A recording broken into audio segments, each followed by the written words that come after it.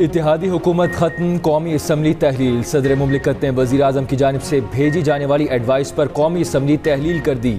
सदर मुमलिकत ने कौमी असम्बली की तहलील वज़ीर आज़म की एडवाइस पर आइन के आर्टिकल 58B(1) के तहत की। कौमी असम्बली के साथ ही वफाकी काबीना भी तहलील हो गई। वज़ीर आज़म शहबाज शरीफ निगरान वज़ीर आज़म की तैनाती तक वज़ीर आज़म रहेंगे, लेकिन शहबाज शरीफ अब सिर्फ इंतज़ामी उमूर चलाएंगे। अहम नौयत की पॉलिसी फैसले नहीं कर सकते। कौमी असम्बली का अलविदाई इजलास भी हो गया। वज़ीर आज़म, अपोजिशन लीडर समेत दीगर के खिताब। अलविदाई फ़ोटो सेशन में शहबाज शरीफ और बिलावल भुट्टो समेत दीगर की शिरकत। मौजूदा वफाकी काबीना का भी आखिरी इजलास। वफाकी काबीना ने भी फ़ोटो सेशन करवाया।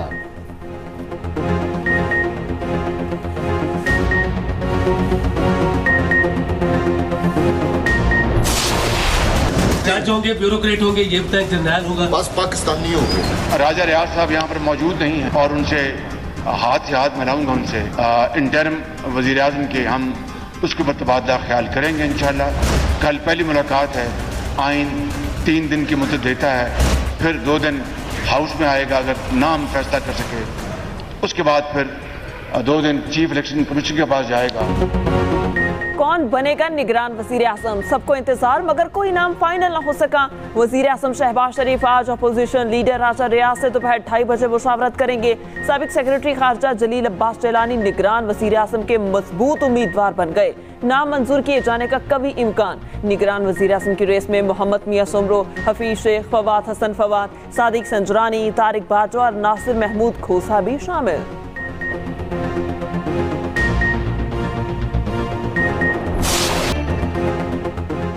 चेयरमैन पीटीआई को सजा पर कोई खुशी नहीं, मिठाई बांटने का सवाल ही पैदा नहीं होता। किसी ने ऐसा किया तो कतन अच्छी रवायत नहीं। वज़ीर आज़म शहबाज शरीफ का कौमी असम्बली से अलविदाई खिताब। कहा, गुज़िश्ता हुकूमत की नाकामियों और नाअहली का बोझ हम पर आन पड़ा। पीटीआई हुकूमत अपनी ज़ात की खातिर मुल्क को कुर्बान करना चाहती थी। सियासी मुखालिफिन को ना नाजायज़ तंग किया, ना ही नैब को पीछे लगाया। 9 मई को जो हुआ वो रियासत के खिलाफ बगावत थी। वज़ीर आज़म ने कहा कि साबिका वज़ीर आज़म ने दहशत गर्दों को पाकिस्तान आकर बसने की दावत दी, जिसके बाद दहशत गर्दी ने सर उठाया। 13 जमाती इत्तेहाद हुकूमती मुल्क की तारीख का अनोखा वाक़या है। ऐसा गुलदस्ता पहले कभी बना, ना दोबारा बनेगा। वफाकी काबीना के अलविदाई इजलास से खिताब में वज़ीर आज़म ने मज़ीद कहा, माजी की हुकूमत की संगीन गफलत की वजह से कशकोल उठाना पड़ा। IMF की शराइत कड़ी और सख्त हैं। प्रोग्राम से ही मुल्क दिवालिया होने से बचा। समुंदर पार पाकिस्तानियों के लिए पैकेजेस की इफ्तिताही तकरीब। वज़ीर आज़म ने कहा कि ओवरसीज़ पाकिस्तानियों को हर मुमकिन सहूलियात फराहम करेंगे। ओवरसीज़ पाकिस्तानी दुनिया भर में हमारे सफारतकार हैं। पाकिस्तान की तारीख की बदतरीन नेशनल असम्बली रही है। इससे पाकिस्तान के अवाम को खुशी दी है। बहुत खुशी का मुकाम है कि इससे पाकिस्तान के अवाम की निजात रही है।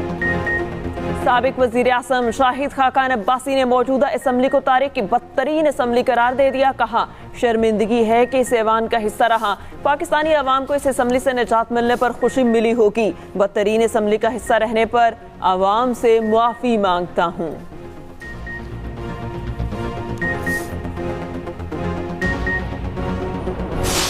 बिजली चोरी, टैक्स चोरी, गैस चोरी, आप अंदाजा नहीं लगा सकते कि शहरों के दरमियान बड़ी बड़ी मार्केटों के अंदर 82% जो है वो बिजली चोरी होती है।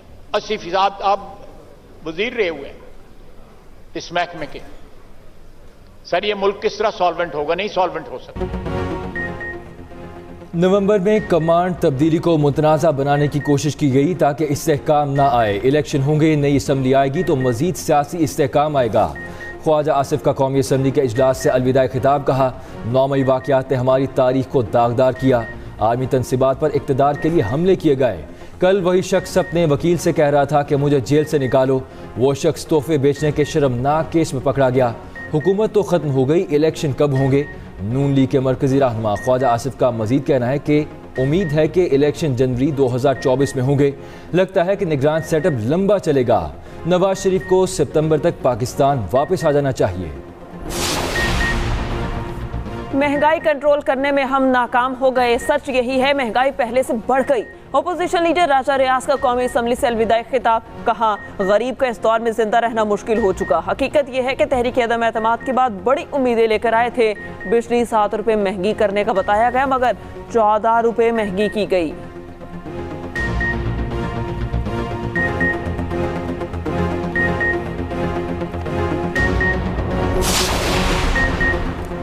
इम्पोर्टेड सरकार झूठ पर इख्तिताम पजीर हो गई। वज़ीर आज़म का खिताब शर्मिंदगी और मुजरिमाना नाकामियों का एतराफ़ था। तर्जुमान पाकिस्तान तहरीक इंसाफ का कहना है कि हुकूमत अपने पीछे तबाही और बर्बादी की स्याह तारीख छोड़ गई। नाकाम पॉलिसी 60 लाख पाकिस्तानियों को गुर्बत की लकीर के नीचे ले गई।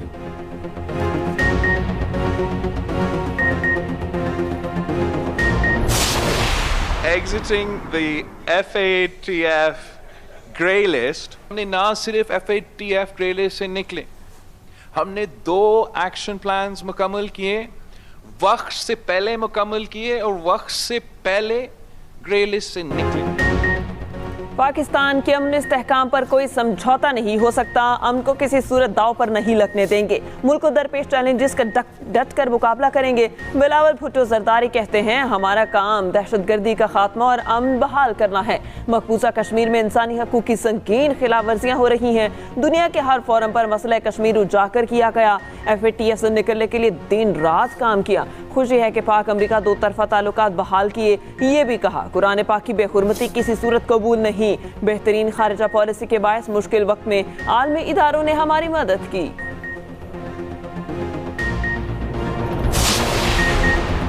पैमरा तरमीमी बिल 2023 सेनेट और कौमी असम्बली से मंजूर। स्पीकर कौमी असम्बली ने बिल तौसीक के लिए सदर मुमलिकत को भिजवा दिया। वज़ीर इत्तलात मरियम औरंगज़ेब ने बिल सेनेट में पेश किया। मरियम औरंगज़ेब ने कहा कि अगर कोई इदारा 2 माह में वाजिबात अदा नहीं करता तो इश्तिहार नहीं मिलेंगे। कम से कम उजरत नहीं दी गई तो इदारे को बिजनेस नहीं मिलेगा। बिल में सहाफ़ियों के लिए मुतादिद मराद थीं। बगैर पढ़े कहा गया कि काला कानून लाया जा रहा है। वज़ीर कानून आज़म नज़ीर तारड़ ने कहा कि ये सहाफ़ियों की फलाह का बिल है। रज़ा रबानी बोले कि तमाम सहाफ़ती तंजीमों को एतमाद में लेना चाहिए। नहीं मालूम क्या कहाँ से आ रहा है। बिल के खिलाफ PTI का सेनेट से वॉकआउट। रज़ा रबानी और ताहिर बजिंजो भी ऐवान से बाहर चले गए।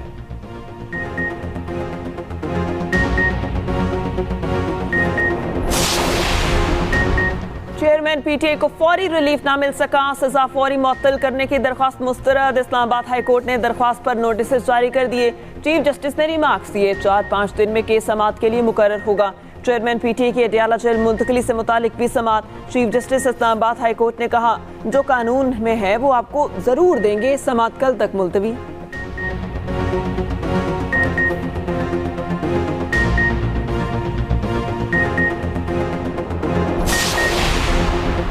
वकील कत्ल केस में सुप्रीम कोर्ट के बेंच पर एतराज उठ गया। शिकायत कुनिंदा के वकील का जस्टिस मुजाहिर नकवी और जस्टिस अजहर रिजवी पर एतराज। दोनों जजेस और वकील में तल्ख जुमलों का तबादला। जस्टिस मुजाहिर नकवी ने कहा कि आपको इल्जामात का जवाब देना होगा, हम कमजोर नहीं। वकील अमानुल्लाह कंजानी ने कहा कि आप चिल्लाए मत, आपका गुलाम नहीं।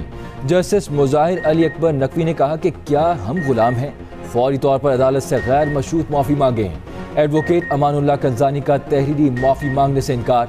हाथ जोड़कर माफ़ी मांग ली। जस्टिस याहिया आफरीदी ने जस्टिस मुजाहिर से पूछा कि आपने माफ़ी कबूल कर ली। जस्टिस मुजाहिर ने कहा कि एब्सोल्युटली नॉट। समाअत 24 अगस्त तक मुलतवी। चेयरमैन PTI के वकील ख्वाजा हारिस FIA में पेश न हुए। दिन 2 बजे FIA ने इंक्वायरी के लिए बुलाया था। चेयरमैन PTI के वकील नईम पंजोता का FIA पर हब्से बेजा में रखने का इल्ज़ाम। कहा 8 घंटे तक हब्से बेजा में रखा गया। FIA साइबर क्राइम का नोटिस नहीं मिला। सोशल मीडिया पर देखकर खुद चला गया।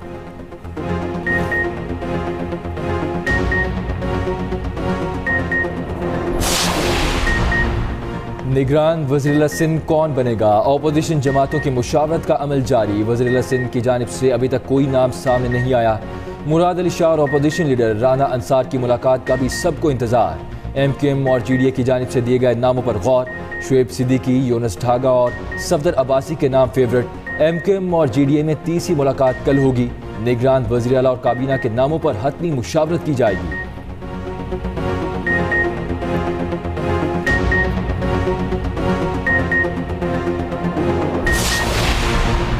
मरियम नवाज की पार्टी रहनुमाओं को इंतखाबात की तैयारियों की हिदायत। मुस्लिम लीग नून के मरकजी सेक्रेटेरिएट मॉडल टाउन में तकरीब। पार्टी स्लोगन्स वाली अशिया की नुमाइश। अशिया में coffee cup, notebook, badges, posters और मोबाइल कवर्स भी शामिल। मरियम नवाज ने कहा जल्द शेर वापस आने वाला है। मरियम नवाज से कैनेडियन हाई कमिश्नर की भी मुलाकात। कहा कैनेडा में मुकीम पाकिस्तानी दोनों मुल्कों के रिश्ते को मजीद मजबूत बना रही है।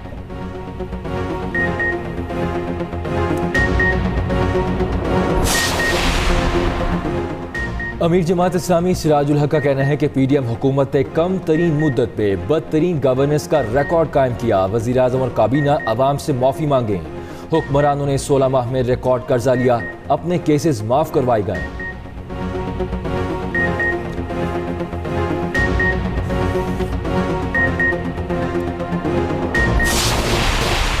ये टीम अच्छा परफॉर्म करेगी। मेरे ख्याल में सारे लड़के अच्छे हैं। ये भी लड़कों ने फर्स्ट क्लास में भी और सारी जगह पे परफॉर्मेंस दे रखी थी, उसके बेस पे ये सारों के नाम थे। ये कोई नाम ऐसे नहीं है कि ये फाइनल है कि जी इसके बाहर हम नहीं जा सकते। हमारे पास पूरा ये एरिया खुला है, किसी की भी हमें प्लेयर की ज़रूरत पड़ेगी तो हम उसको कंसीडर कर सकते हैं। एशिया कप और अफगानिस्तान के खिलाफ सीरीज़ के लिए कौमी टीम का ऐलान। तैयब ताहिर, सऊद शकील, मोहम्मद हारिस और फ़हीम अशरफ के सितारे चमक उठे। हारिस सुहेल, एहसानुल्लाह और शान मसूद मुंतखब नहीं किए गए। ओपनर्स में इमाम उल हक, फ़खर जमान और अब्दुल्ला शफीक शामिल। मिडिल ऑर्डर में कप्तान बाबर आजम, सलमान अली आगा, इफ्तिखार अहमद, सऊद शकील और तैयब ताहिर होंगे। विकेट कीपर्स के लिए मोहम्मद रिजवान और मोहम्मद हारिस पर एतमाद किया गया है। स्पिन बॉलिंग को नायब कप्तान शादाब खान, उसामा मीर और मोहम्मद नवाज मजबूत करेंगे। फास्ट बॉलर्स में शाहीन अफरीदी, हारिस रऊफ, वसीम जूनियर और नसीम शाह लिए गए।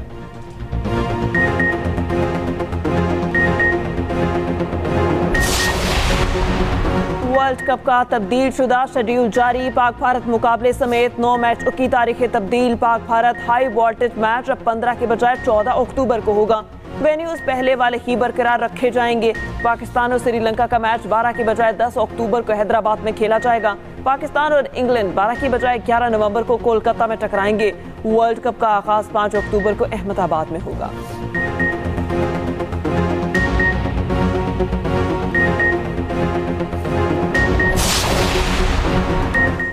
क्रिकेट वर्ल्ड कप के टिकट्स की फरोख्त का आगाज़ अगस्त के आखिरी हफ्ते में होगा। पाकिस्तान भारत मैच की टिकट्स की फरोख्त 3 सितंबर से शुरू होगी।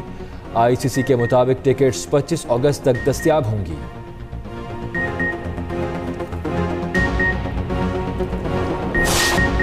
मैं बाबर से शादी करना चाहता हूं। रमीज राजा की commentary viral. Lankan Premier League में बाबर के शानदार शॉट्स देकर रमीज राजा का मुनफरिद अंदाज।